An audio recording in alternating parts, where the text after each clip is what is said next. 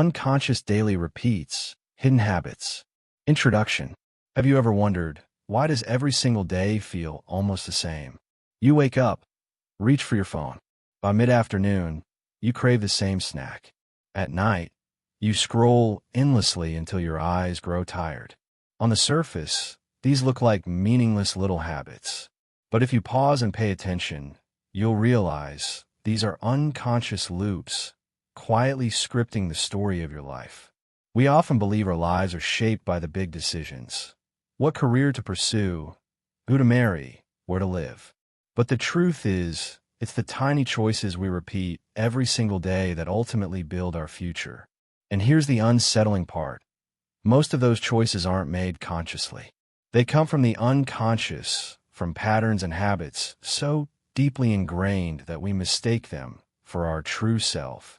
As a psychologist and educator, I've worked with people of all ages, from teenagers to adults in their 40s and 50s. And what I've noticed is this: everyone carries within them these invisible loops. Some always rush to dismiss their feelings. Others always procrastinate at the very moment action is needed. Still others choose silence and conflict, until that silence slowly becomes a cage. In this video, I want to take you on a journey of exploration. Where do these unconscious habits come from? How are they shaping your present and your future? And most importantly, how can you break free from the loops that limit you and start rewriting the script of your own life? Stay with me, because somewhere in what I'm about to share, you just might find yourself. Part 1. The invisible threads. Have you ever noticed how so many of your actions happen without a single conscious thought? You wake up and your hand instantly reaches for your phone. Before leaving the house, you automatically pat your pockets to check for your keys, even though you've done it 1,000 times before.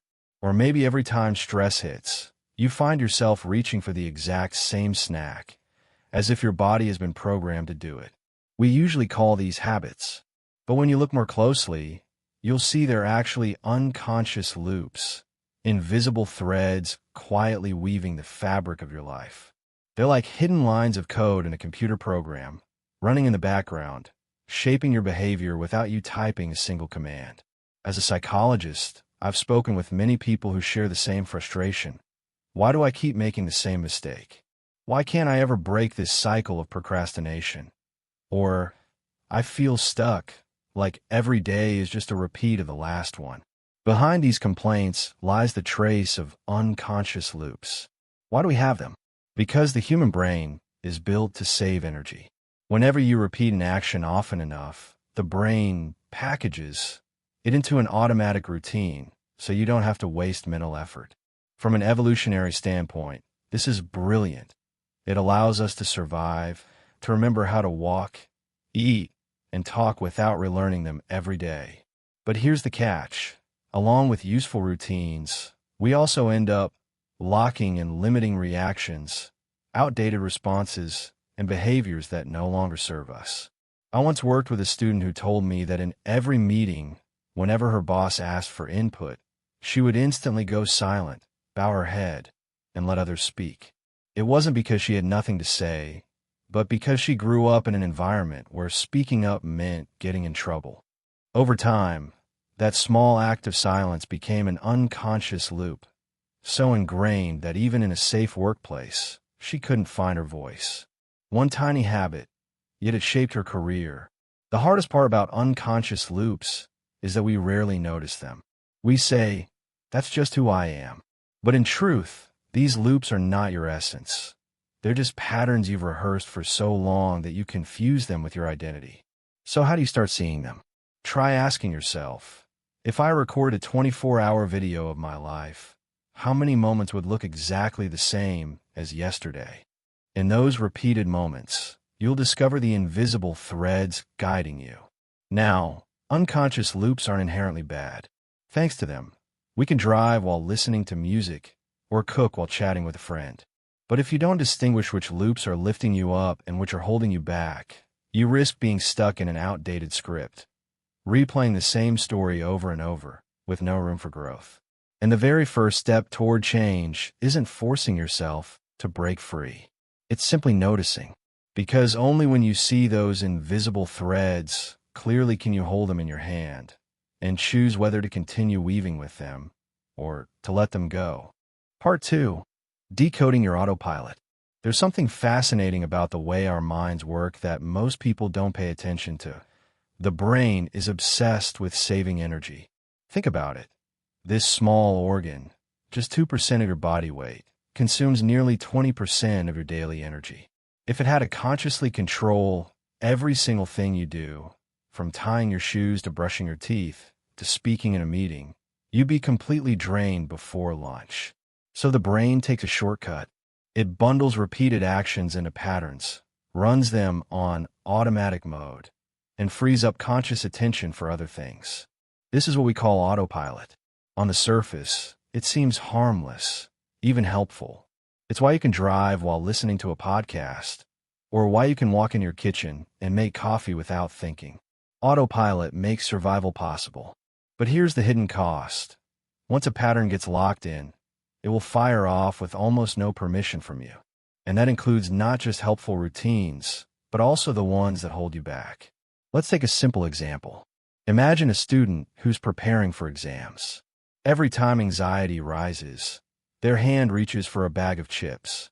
The first time, the snack brings a little relief. The brain notices, when I feel stressed, eating seems to make me feel better. Do that a few more times, and the brain packages it. Stress equals snack. Snack equals comfort. From that moment, the loop is set. Next time stress appears, the hand moves almost before the mind realizes what's happening. This is how habit loops form. There's always a trigger, an action, and a reward. The trigger might be stress, boredom, loneliness, or even a place or a smell. The action is the routine, eating, scrolling, snapping back at someone, staying silent. And the reward is what seals it in. Relief, distraction, the feeling of control, the sense of being safe. It doesn't matter if the reward is short-lived or even damaging in the long run. In that moment, the brain says, this works. Let's save this pattern for next time. Inside your brain, these loops are stored in a structure called the basal ganglia. Think of it as a library of routines. Once a routine is filed away in that library, it runs automatically. That's why sometimes you look back on your day and realize you reacted, spoke, or acted in a way you didn't even choose. Autopilot had already taken over. I once worked with a parent who confessed that whenever their child made a mistake, they exploded in anger. They didn't want to, but it happened again and again. When we unpacked it, the pattern became clear. Years earlier, anger had given them a sense of control in chaotic situations. The brain had recorded, anger equals safety. So decades later, in a new context, that old autopilot still drove their reactions. The person wasn't bad or weak. They were simply running an outdated loop. And this is where the misunderstanding lies. Most people blame themselves. I'm lazy. I lack discipline. I'll never change. But the truth is, the brain is just too efficient. It's not weakness, it's optimization. Your mind is doing exactly what it was designed to do. Conserve energy, repeat what worked once, and keep you moving. So how we break out? The answer isn't brute force or shame. The answer is decoding your loops. That means slowing down enough to notice, what really triggers me? What action do I automatically slip into? And most importantly, what reward am I secretly chasing? Once you decode the loop, you gain leverage. Let's go back to the student. Instead of stress leading to chips for comfort, imagine stress leading to a quick walk outside, or 5 minutes of deep breathing. At first, it feels unnatural, almost forced. But with repetition, the brain starts to record a new connection. Stress leads to movement. Movement leads to relief. Over time, the new loop begins to overwrite the old one. This is how change happens. Not by erasing loops, but by rewriting them. The brain doesn't like empty space. It needs a substitute, something that still provides a reward. The trick is to swap the action, not just suppress it. Otherwise, the old loop will keep firing, waiting for a chance. And here's the liberating part. You are not your autopilot. You are not the sum of your unconscious routines. They are simply scripts written by your brain to make life easier. Some scripts serve you, some don't. Once you recognize that, you move from being an actor trapped in the script to being the director, able to change the lines, shift the scene, even rewrite the ending. So the next time you catch yourself reaching for your phone, biting your nails, snapping in irritation, or shutting down when someone asks your opinion, pause. Don't judge. Just notice. Ask yourself, what's the trigger here? What am I trying to feel better about? What reward is my brain after? Even if you don't change the action yet, the very act of naming it loosens the loop's grip. Awareness is the light that interrupts autopilot. And once the loop is visible, you can begin the work of choosing differently. That's the real power of decoding. It doesn't just explain why you do what you do. It gives you the first doorway into freedom. Part 3. The emotional roots.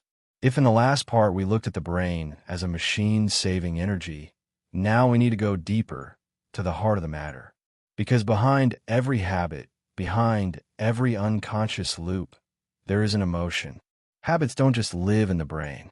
They are anchored in feelings, often old feelings, that keep pulling us back into the same behaviors. Think about the last time you felt anxious or restless. Maybe you opened your phone and started scrolling without even realizing.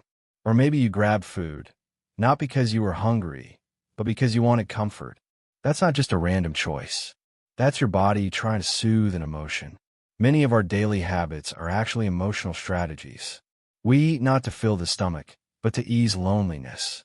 We procrastinate not because we don't care, but because we fear failure.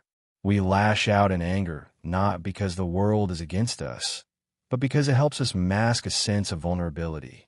In my work, I often ask people a simple question: what are you really looking for when you do that? At first, most people can't answer. They'll say, I don't know, I just do it. But if we stay with the question, something begins to surface. Someone who snacks late at night may realize they're not craving food, but comfort. Someone who always stays silent in meetings may realize it isn't shyness, but a deep fear of being judged. Someone who explodes in anger may realize it's not power they want, but safety. This is what I mean by the emotional roots of habits. At some point in your past, you felt something uncomfortable: fear, shame, rejection, loneliness, and your brain noticed that a particular action seemed to relieve it. That connection stuck. From then on, whenever the feeling resurfaced, the same action followed. It's not that you're weak, it's that your brain and body are loyal to what once worked, even if what once worked is now holding you back. I once worked with a young man who grew up in a home where every time he spoke up, he was mocked. Stop talking nonsense, his parents would say, or his siblings would laugh. The feeling of shame attached itself to the act of speaking. So, as an adult, whenever he was in a group, he stayed quiet. People saw him as introverted or unconfident. But beneath the surface, what really silenced him wasn't lack of ideas, but the old emotional root, the fear of being ridiculed. The habit of silence wasn't his personality. It was a shield, and that's the mistake so many of us make. We confuse the shield with the self. We say, I'm just lazy, when the truth is, procrastination may be protecting us from the pain of failure. We say, I'm just short-tempered, when anger is really covering a fear of being dismissed. We say, I'm just not a people person, when avoidance is really protecting us from rejection. The habit is not who you are. It's who you became in response to an emotion you once didn't know how to handle. So how do we begin to break free? The first step is not to fight the habit, but to listen to the emotion behind it.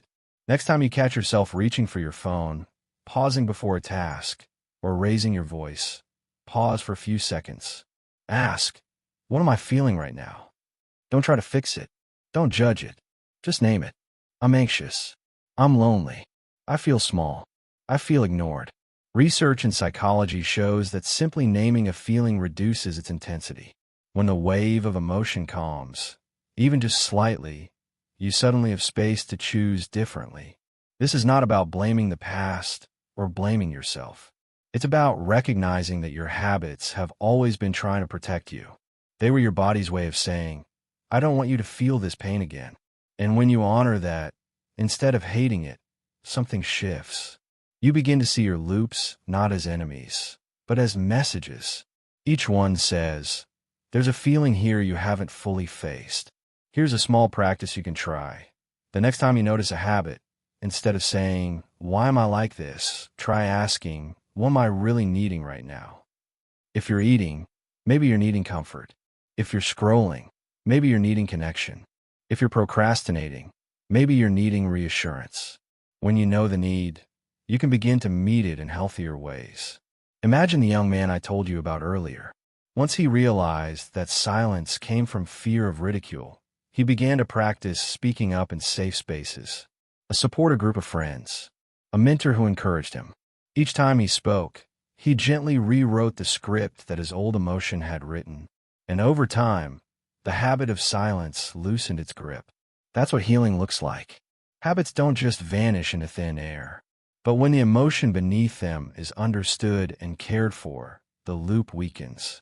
Slowly, you begin to act from choice, not from fear. So the next time you look at your life and see a pattern you don't like, don't just ask how to stop it. Ask what's protecting.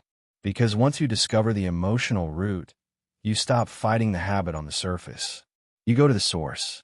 And when you heal the source, the habit no longer needs to hold you prisoner. This is the deeper truth. Behind every unconscious loop is a story.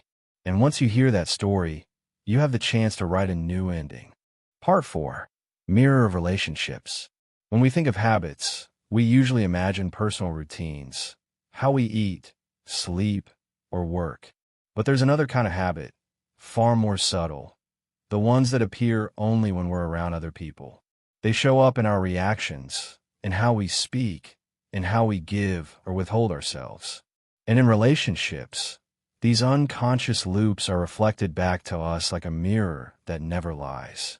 Maybe you recognize yourself in these examples. Some people, when tension rises, instantly laugh it off, even while feeling upset inside. Others, when criticized, immediately defend themselves, as if pushed into a corner. And then there are those who never say no, even when exhausted, because they fear losing approval. These are not random choices. They are loops born in the past, still replaying in the present. I once worked with a young woman who always said yes. She admitted she was terrified that one no would cost her friendships. That loop of constant agreement kept her safe, but it also drained her and eroded genuine respect. On the other hand, I met a man who exploded in anger whenever conflict arose. Looking back, he remembered a chaotic childhood where anger was his only way to feel and control. That old loop, unexamined, still shaped his relationships decades later. The danger is that we mistake these roles for our personality. We say, that's just who I am. But in reality, they are roles we've rehearsed for years. And when we replay the same role in every relationship, life itself shrinks into an old script. In psychology, there's the concept of the drama triangle: victim, rescuer, persecutor. Each of us tends to fall into one of these roles unconsciously. Some always feel powerless. Some rush to save others. Some lean toward attack and criticism. The role repeats across family, love, and work. And only when you notice the role you're playing can you step out of the script. So how do we change? You don't need to reinvent yourself overnight. Start with one small shift. If you usually avoid conflict, try saying one honest sentence: I'm not comfortable with this. If you usually defend yourself, practice listening fully before replying. If you always say yes, try saying no once in a small situation. At first, it feels awkward, even uncomfortable. But each time you choose differently, you step off the old path. And with every step, your relationships begin to change. People stop relating to the role you always played and start connecting with the real you. That's why relationships are precious mirrors. They reflect back the loops you couldn't see alone. If you dare to observe yourself in connection, you don't just change habits. You heal the wounds that created them. And perhaps that's the deepest gift of any relationship. Not only to connect with others, but to finally see yourself more clearly. Part 5. Spotting the shadows. There's a truth that many of us overlook. You cannot change what you cannot see. And the most powerful habits in our lives, the ones that shape us the most, are often the ones we barely notice. They hide in plain sight. They're so familiar, so ordinary, that we mistake them for the background of our lives instead of what they really are, patterns quietly directing the way we live. Think about an ordinary day. You wake up and your hand instinctively reaches for your phone. At lunch, you choose the same food without hesitation. In the afternoon, boredom creeps in, and suddenly you're scrolling on social media. At night, you promise yourself you'll sleep early, yet find yourself still staring at the screen at midnight. Each of these moments carries a loop, but because we call it normal, we stop questioning it. And it's exactly the kind of normal that has the power to shape your future. In psychology, there's a paradox we often see. People tend to overestimate the impact of dramatic changes in the short term, but underestimate the power of small, consistent behaviors in the long run. One soda a day feels meaningless now, but 10 years later, it leaves a visible mark on your health. Avoiding a small truth once feels harmless, but repeated for years, it creates a life where you no longer feel safe being authentic. So how do we bring these shadows into the light? The first step is observation. You must become a researcher of your own life. One simple but powerful tool is a habit journal. For a week, jot down 3 things each time a habit appears. What situation triggered it, what action you took, and how you felt afterward. It doesn't need to be long. A sentence or 2 will do. But when you look back, patterns begin to emerge. Emotions leading to actions, actions leading to feelings. And suddenly, what was invisible starts to take shape. I once worked with a student who swore, "I'm not the kind of person who complains." But when he kept a journal, he saw that nearly every day he vented at least once. Each time, it gave him a momentary sense of release, but then guilt followed. That cycle had been running silently for years. It wasn't until he wrote it down that he realized this wasn't just a quirk, it was a loop. And once he saw it, he had the power to decide whether to continue or change. Beyond self-observation, there's another kind of mirror, feedback from people we trust. Friends, family, colleagues, they often see what we can't. A coworker might say, "I've noticed you avoid giving your opinion in meetings." A friend might tell you, "You tend to put yourself down before you speak." Hearing this can sting. Our first instinct is to deny or defend. But often, the sting is the sign that truth has been touched. The key here is curiosity, not judgment. Every habit, even the ones we call bad, once served a purpose. They kept us safe, soothed us when we were hurting, helped us belong. They are not enemies. They are old strategies, outdated tools. When you shine light on them, you're not condemning yourself. You're simply saying, "This is what I've been doing. Now, do I want to keep doing it?" And when you start to track enough of these loops, through your own journal, through feedback, something remarkable happens. You begin to see patterns across time. You notice that certain habits show up every afternoon, or every time you feel lonely, or every time you step into a certain place. These patterns are your shadows, and they tell you where you've been living unconsciously.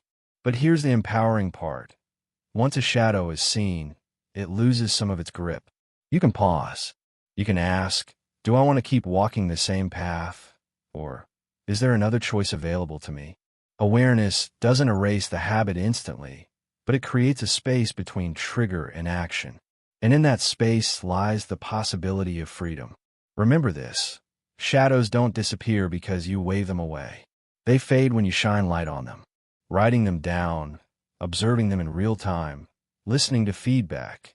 These are the ways you turn awareness into light. And when light is present, shadows lose their power. So don't underestimate the simple act of noticing. It's not glamorous. It doesn't feel dramatic, but it's the foundation of transformation. Once you can see the loops that once controlled you from the dark, you gain the power to choose. And every choice, no matter how small, begins to redraw the shape of your life. Part 6. The ripple effect of habits. Have you ever dropped a pebble into a still pond?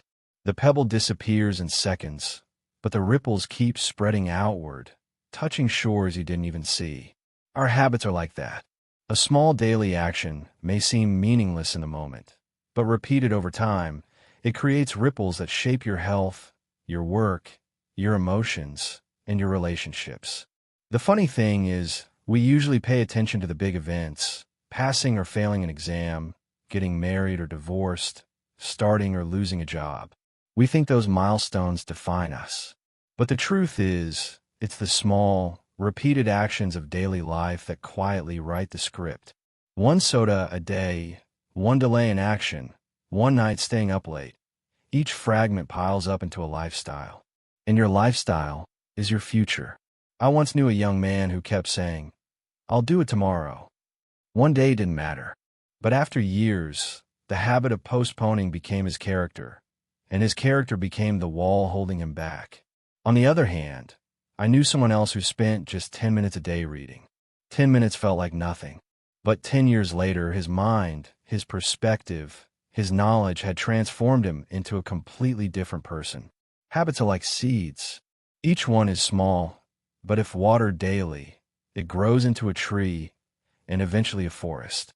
The question is, what seeds are you planting? Some small habits nurture you. Stretching in the morning, writing down ideas, calling your parents. Others slowly erode you. Endless scrolling, constant complaining, putting yourself down before you even speak. Both kinds send ripples across your life. The question is, where are your ripples taking you? The danger is that negative ripples often multiply quickly. One late night leads to fatigue the next morning, which leads to poor performance, which triggers frustration, which sparks conflict, which ends in unhealthy coping. One single choice sets off a chain reaction that touches everything. But the good news is, positive ripples spread just as powerfully. A short stretch in the morning makes you feel awake, which leads to productive work, which lifts your mood, which makes you kinder to others. A single healthy habit can spark a cascade of good outcomes you didn't even expect. So how do we use this ripple effect?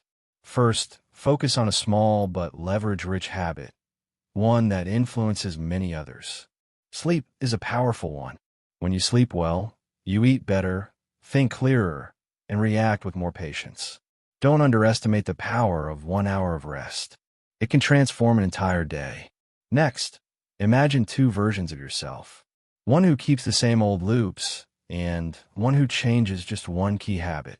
Picture them 6 months from now, a year from now, 5 years from now. They won't be the same person. That vision reminds you, every choice today is shaping the person you will become tomorrow.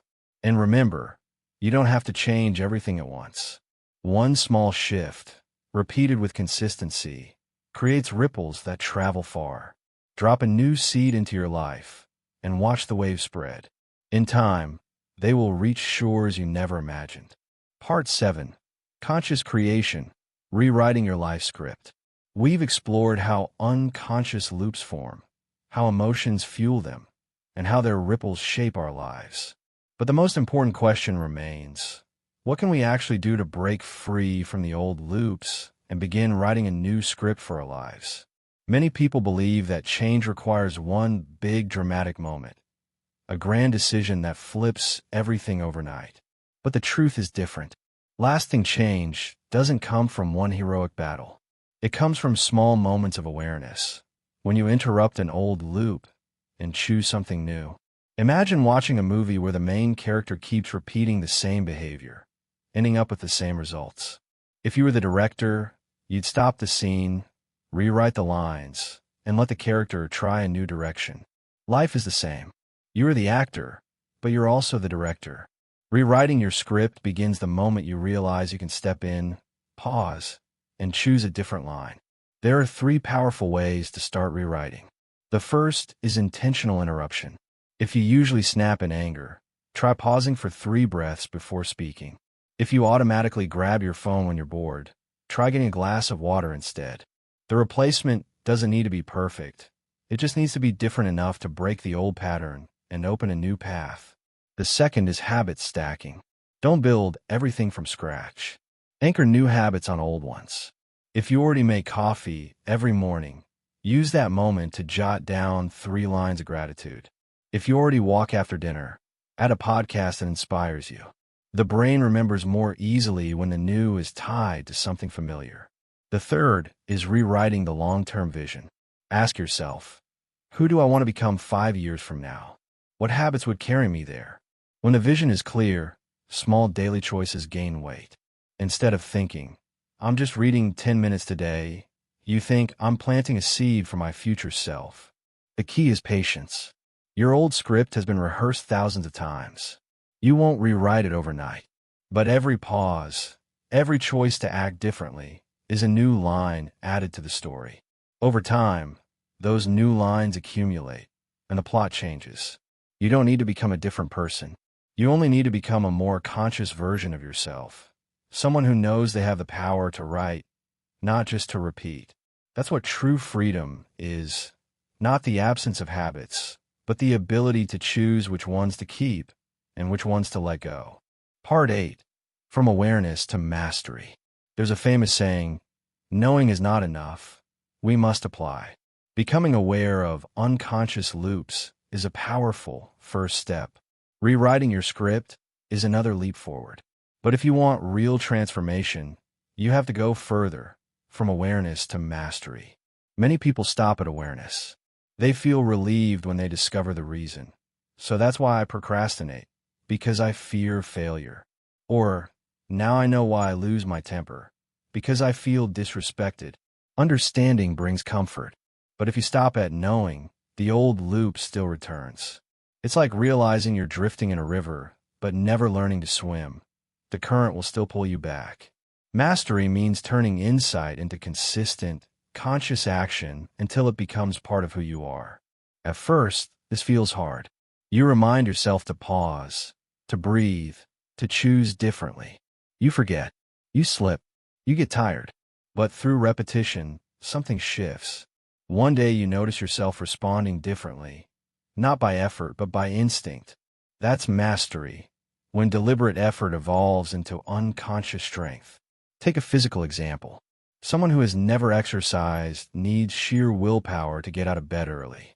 But after months of consistency, exercise becomes part of their identity. They start thinking, I'm the kind of person who moves. Once identity shifts, you don't fight every morning. The habit has become who you are. The same applies to mental and emotional habits.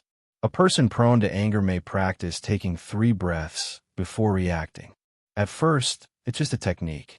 But after enough repetitions, calm becomes their default. Or someone who avoids conflict may begin practicing honesty in small situations. At first, their voice shakes. But gradually, authenticity becomes familiar. Eventually, they no longer try to be honest. Honesty is simply part of their identity. That's mastery. The journey from awareness to mastery requires 3 things: patience, self-compassion, and consistency. Patience, because old loops were built over years and won't dissolve overnight.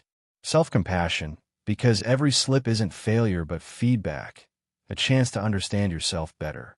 And consistency, because small repeated acts are what eventually rewire the brain. When you reach this stage, you gain a lifelong skill.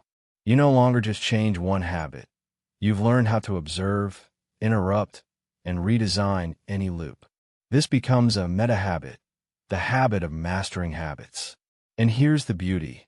When you master yourself, you don't just transform your own life. Your presence becomes an inspiration. The way you respond, the way you live, shows others what's possible. You become living proof that humans can break free from autopilot, rewrite their scripts, and truly live as the masters of their own story. Conclusion: the journey from unconscious to freedom. Looking back, we've traveled far, from noticing unconscious loops, decoding autopilot, uncovering emotional roots, seeing habits in the mirror of relationships, spotting hidden patterns, recognizing their ripple effects, rewriting the script, and finally stepping into mastery. Each step is a piece of the puzzle. Together, they reveal a powerful truth. You are not the victim of your habits. You are the author of your life. Change doesn't happen overnight. What matters is that you begin. Every pause, every breath, every choice to act differently is a seed. Over time, those seeds grow into trees, then into a forest that transforms the landscape of your life. Remember, perfection is not required. What you need is patience, kindness toward yourself, and the courage to observe. When you see the shadow, you have already turned on the light. And with that light, you can walk forward more steadily, more authentically, more freely. In the end, trust this. The small repetitions of today can rewrite the entire story of tomorrow. And that story, the one that truly matters, is yours alone to write.